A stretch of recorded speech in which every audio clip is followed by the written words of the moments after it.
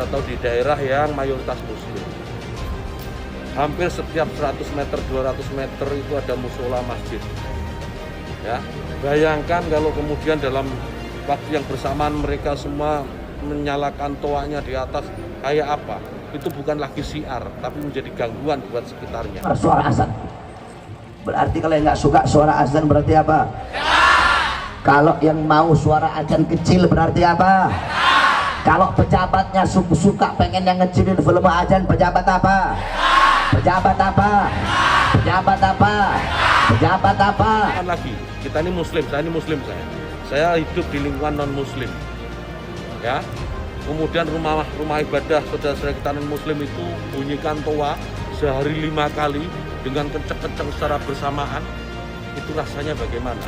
Ya. Saudara-saudara, kalau ente nggak suka dengar suara azan, nggak suka dengar suara toa, ya jangan tinggal samping masjid.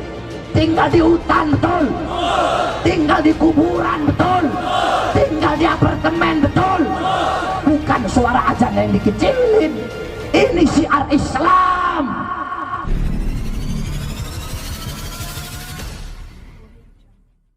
Beberapa hari yang lalu pemerintah mengumumkan bahwasanya volume azan nggak boleh kenceng-kenceng. Pemerintah bener apa goblok? Bener apa goblok? Bener apa goblok? Bener apa goblok? Azan panggilan sholat, betul.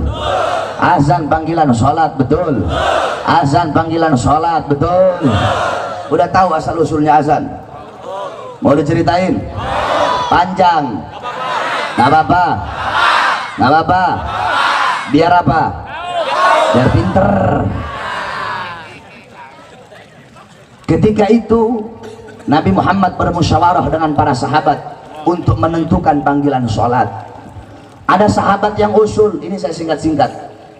Ya Rasulullah, bagaimana kalau panggilan sholat itu kita naikin bendera? Rasulullah nggak setuju. Bagaimana kalau pakai api? Kata Rasulullah, itu kayak orang Majusi. Bagaimana kalau pakai lonceng? Kata Rasulullah, itu kayak orang Nasrani. Bagaimana kalau pakai trompet? Itu kayak orang Yahudi. Tiba-tiba Abdullah bin Zaid berkata, ya Rasulullah, semalam aku bermimpi ada orang yang berkata, Allahu Akbar, Allahu Akbar, Allahu Akbar, Allahu Akbar, asyhadu an la ilaha illallah, asyhadu an la ilaha illallah, asyhadu anna Muhammadar Rasulullah, asyhadu anna Muhammadar Rasulullah, hayya 'alas shalah, hayya 'alas shalah, hayya 'alal falah, hayya 'alal falah, Allahu Akbar, Allahu Akbar, la ilaha illallah. Nabi pun menyetujui itu sebagai panggilan salat, sebagai tanda waktu masuk sholat, sebagai panggilan orang-orang yang masih berdagang agar menutup dagangannya, yang punya toko agar menutup tokonya, untuk bersegera kembali kepada Allah Subhanahu wa ta'ala. Adapun iqamat, kalau iqamat itu adalah waktu tanda akan segera dilaksanakannya sholat. Nah, Nabi punya 2 muazzin. Yang pertama Bilal ibn Rabah. Yang kedua siapa? Ada yang tahu nggak? Siapa? Abdurrahman anak Rahman Mahrus. Yang kedua Ibn Ummi Maktum. Ya, Ibn Ummi Maktum. Nabi punya muazzin 2. Subuh, duhur. Ya, subuh, duhur biasanya Bilal. Asar, subuh, duhur, asar Bilal. Maghrib, isya biasanya Ibn Ummi Maktum. Kalau nggak salah begini, kalau nggak salah kembali. Kalau yang benar, kalau nggak salah itu tadi subuh Bilal sampai asar, Ibn Ummi Maktum, maghrib, isya. Nah, pertanyaannya, kenapa Nabi milih 2 sahabat ini? Kalau mau bilang suaranya enak, banyak sahabat yang suaranya enak. Banyak sahabat yang suara enak. Kenapa Nabi pilih Bilal ibn Rabah dan Ibn Ummi Maktum? Karena 2 sahabat ini adalah 2 sahabat yang paling keras suaranya. Bilal kan orang hitam. Ya, ini saya punya murid namanya Bilal, orang Ambon. Mana Bilal? Ah, itu orang Ambon tuh, murid saya itu. Nama doang Bilal. Cuma nggak pinter kayak Sayyidina Bilal tuh. Saya ganti namanya kemarin jadi Bilal tuh. Karena hitam makanya saya ganti Bilal. Orang hitam suaranya kencang-kencang. Ah, Nabi pilih Bilal. Kalau mau bilang enak, banyak sahabat suara yang enak. Jadi maksudnya apa? Agar suaranya kencang, agar terdengar oleh orang, agar terdengar di setiap pelosok-pelosok, agar terdengar di telinga-telinga orang yang tidak mau mendengarkan azan. Dari sekian banyak rumah, Nabi pilih rumah yang paling tinggi. Kenapa rumah yang paling tinggi? Jawab. Rumah pendek, tempat kalau pendek sama tempat tinggi, yang lebih kenceng suaranya tempat yang mana? Yang mana? Yang mana? Berarti Nabi memerintahkan, itu tanda bahwasanya azan harus kenceng atau pelan? Kenceng atau pelan? Keras atau pelan? Keras atau pelan? Agar suara terdengar. Makanya Nabi pilih rumah yang paling tinggi sebagai tempat azan, saudara-saudara. Udah dikatakan dalam hadis, idza hadaratis shalah falyu'adzin lakum ahadukum. Apabila telah datang waktu salat, maka hendaklah salah satu dari kalian itu melakukan azan untuk sesama kalian.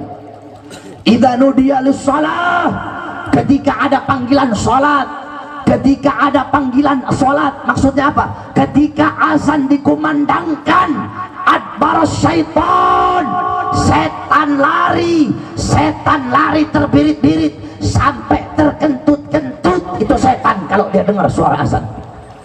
Berarti kalau yang nggak suka suara azan berarti apa? Kalau yang mau suara azan kecil berarti apa? Kalau pejabatnya suka pengen yang ngecilin volume azan, pejabat apa? Pejabat apa? Pejabat apa? Pejabat apa? Kalau ada ustadz, kiai, habib suka volume azan kecil biar gak kedengeran suaranya, berarti mereka itu siapa? Mereka itu siapa? Mereka itu siapa? Saudara-saudara, kalau ente nggak suka dengar suara azan, nggak suka dengar suara toa, ya jangan tinggal samping masjid, tinggal di hutan, betul? Tinggal di kuburan, betul? Tinggal di apartemen, betul? Bukan suara azan yang dikecilin. Ini syiar Islam. Oleh karenanya hati-hati, saudara-saudara. Sekarang volume azan dikecilin. Kemarin si Yusuf Kalla udah ngomong itu, yang satu itu, bahwasanya suara azan itu harus dikecilin karena mengganggu. Saya tanya, kalau azan mengganggu, apa dangdut ganggu tidak? Dangdut mengganggu apa tidak?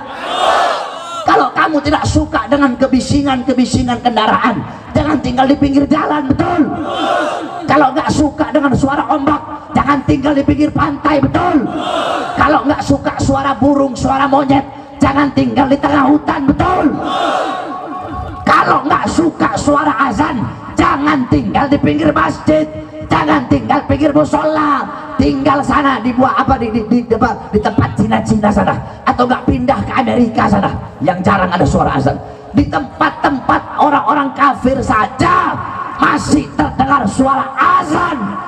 Ini Indonesia, negara yang mayoritas Islam, kok azan mau dilarang, kok suara azan mau dikecilin? Kami para pemuda-pemuda Islam tidak akan pernah kami biarkan pemerintah mengecilkan volume azan. Sekarang dikecilin, besok toanya dicopot, besok toa dicopot, besok masjidnya ditutup. Oleh karenanya kami bersumpah demi Allah, kalau sampai suara azan akan dikecilkan oleh pemerintah atau toa akan dilarang, maka panggilan hayya 'alas shalat akan kami ganti hayya 'alal jihad. Berperang di mana-mana.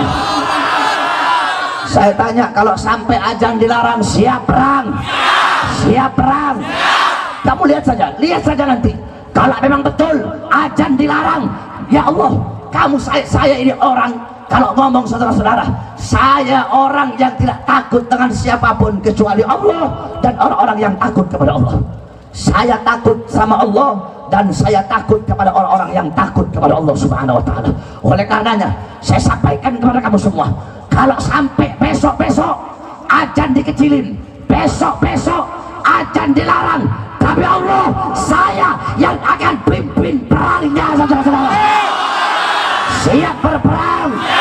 Kalau sampai azan dilarang, siap berdarah, siap hancur, siap binasa. Allahu Akbar, Allahu Akbar, Allahu Akbar. Di sini masjid ada berapa? Yang dekat, paling dekat dari sini. Ada berapa? Ada 2. Mana? Belakang ada musola. Speakernya ada berapa? Ada berapa? 4. Besok tambah 4. Bikin 8 speakernya. Saya yang suruh. Pasang. Kalau ada yang komplain datengin. Kenapa? Nggak suka dengan suara azan, pindah. Betul? Tambahin ya. Sabar pengurus musola masjidnya. Tambahin speaker masjid. Semakin mereka larang kecilkan, semakin besarkan. Semakin mereka bungkam, semakin teriakkan kebenaran.